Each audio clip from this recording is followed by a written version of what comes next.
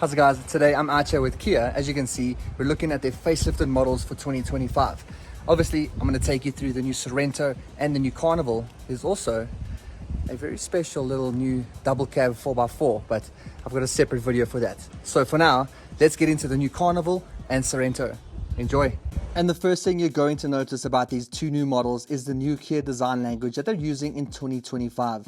So here you're going to find a new blingy front grille. You're also going to see a new headlight design that now run vertically in the front of the car, giving it a very squared and boxed off effect. I do like it. This design is now, for me, a lot more modern, and I think it fits in and will look great in 2025. Again, lots of bling, lots of shiny bits, but what really stands out for me are these new wheels. I love this new design of wheel. They've got triangles, squares. I think it matches the overall look of this Carnival beautifully. But it's on the inside where the Carnival really shines, because this is all about practicality. And once you get past the automatic sliding doors onto the inside, you're going to find a very good looking interior, good quality seats, very comfortable seats. And as you can see here, all the adjustment that you need to find the perfect position for you in the rear. There's also adjustable armrests to give you a proper captain's chair experience, as well as built-in buttons into the seats so that anyone can move that seat forward and backwards. And right up front, you're going to find the biggest changes too, with a dual digital display.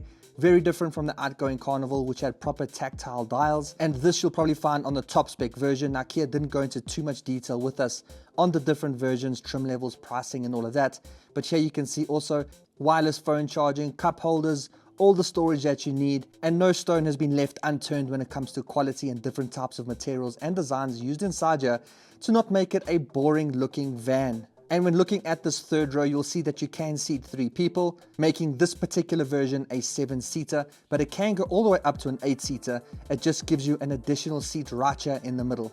Now, I tried to play around with the seats and the adjustments and all of that here, but I don't think I was in the right position. But as you can see here, there's a whole bunch of settings you can use to lift up your legs to get into the most comfortable driving position that you possibly can. I mean, if you're in a car like this, you're driving distances, so of course, you want to be as comfortable as possible. But as you can see here, I was kind of getting myself stuck with my feet underneath the seat, but I'm pretty sure you can slide the seat more backwards and to not feel as claustrophobic and squashed as what I was. This is not a good example, trust me. And then continuing with a look at the design of the car, here at the rear, you're going to find a proper horizontal light bar that's going to run across the rear of the car, connecting your 2 rear tail lights. But as I mentioned earlier, this is all about practicality and usability for a driver. So here in the rear, you're going to find an automatic tailgate, and once you get on the inside, you've got lots of space once those 2 back seats are up, which is also good to note, meaning these 2 rear seats can also fold flat, which I'll show you here, where I try and just grab what I need to figure out how to bring it back. And with ease, and on the first time, I managed to get the seat down to show you that you can get a really large load area once the 2 seats in the rear are down. So just picture that right seat there down. There's heaps of space and heaps of storage. So imagine traveling with 4 people, the amount of storage you can have back here. Very, very convenient. And it wouldn't be a full tour of the Carnival without looking at how these automatic sliding doors work. So you get here, press the button, and it automatically opens up right before your eyes. But what's quite cool is that this happens on both sides. So you've got a full walkthrough of the car from one side to the other, which I'm going to do right now as we make our way to the Sorento to now have a look at this SUV. And very similar to the Carnival, you'll see the new design language, big grille, vertical lights, a big squared off front end. I must say, this is a very good looking SUV. I haven't spent too much time with these 2 cars before, so getting up close and personal with them, I really am appreciating the design that Kia is now using. Very modern, looking very, very premium too. And Kia has come a long way when it comes to design and quality, so I need to applaud them on that. But taking a look at the inside here, you're going to find a design very similar to the Carnival, slightly different, but pretty much the same. 2 big dual screens. This is all new. Again, wireless phone charging, more storage, automatic climate control. But here, this is different because this is an adventure SUV. So you're going to have different drive modes, different terrain modes. A little bit different from the Carnival, which you aren't going to get there. But as you can see here, very similar seat designs, buttons on the seats to move them to, automatic seats. And then taking a look at the back, you're going to find that the quality continues throughout here.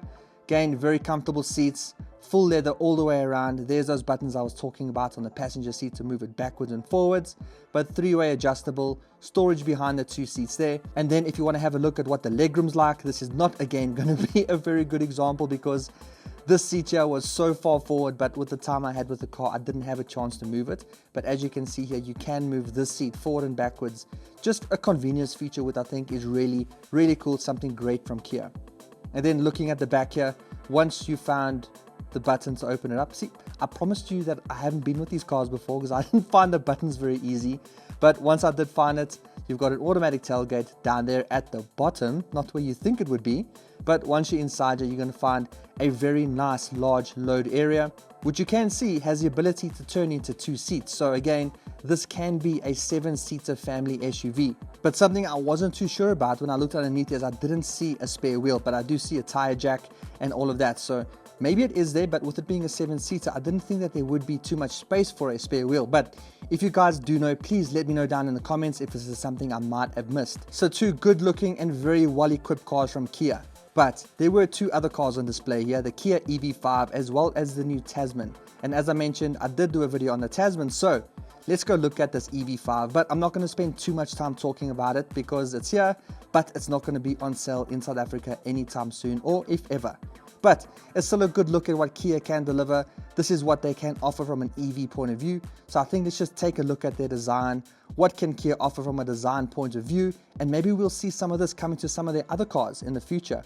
But yeah, this is the EV5, a good looking car, well equipped, a very good looking interior, very minimalist but well laid out. I do really like the design of these seats. I like the headrest, they're very different. And lots of room for you in the rear here with a flat floor, making it a little bit more comfortable for people in the back. But from a design and layout point of view, you can see that it definitely matches up to those other vehicles. And as mentioned, Kia didn't really talk to us too much about the spec and pricing and all of that stuff. But if you want to know more about the current Carnival, it's powered by a 2.2 litre turbo diesel, pulling out 148 kilowatts and 440 Newton meters of torque, and should put out about 6.7 liters per 100 kilometers. So that's pretty good fuel economy for a big family van like this. I think that that's great. Now, it came in 3 different models, the EX, the EX Plus, as well as the SXL, starting from 938,000 Rand to 1.1 million and 1.16 million for the top spec SXL. And then looking at the Sorento, same thing here, 2.2 litre turbo diesel, same power, 148 kilowatts, 440 Newton meters of torque, and the same fuel economy of 6.7 liters per 100 kilometers. Now this came in 4 different versions, the EX Plus, the EX all-wheel drive, the SX all-wheel drive, and the SXL, starting from 948,000 Rand, 988,000 Rand, 1,005,000 Rand, and then 1.1 million for the top spec SXL all-wheel drive. Now, obviously, all of these different versions are going to change depending on spec, but you can expect some cool things like the Bose audio, the 10.25-inch screens, wireless phone charging, drive modes, terrain selects, as well as all of the smart safety systems like front collision warning, rear cross traffic alert, the lane departure, lane centering, and all of those clever systems that are now in all the cars, which the current versions don't really have. So the models coming in 2025 I think are going to be really, really nice. They're well spec'd, they look really good, the pricing just needs to be great. But they are going to launch later in the year, and I probably will have some more content around those when they do launch. Now, if you're interested in getting a Carnival or a Sorento, new, secondhand, whatever the case is, go check one out on changecars.co.za. They're a website that sells new and used cars, but the best thing about them is that they vet and check every single dealership that sells cars on their website, always keeping them in the control of the cars that they're selling to their customers. Now, a great thing about their website is that it's almost a hub for everything automotive. So you can go watch car reviews, you can get car buying advice, you can do financial things, you can even bring them quotes from dealerships that aren't on Change Cars, and not only will they match the quote, but they'll beat it too. So go check out changecars.co.za. They're also a proud partner of Greg Dennis Reviews. So thanks for getting to the end. I hope you enjoyed this video, and I hope you learned a whole bunch more about these 3 brand new models from Kia. And if you did, please will you drop a like below. And if you want to see more videos like this, car launches, car reviews, all sorts of car content, then make sure that you're subscribed. And until then, I'll see you in the next one. Cheers.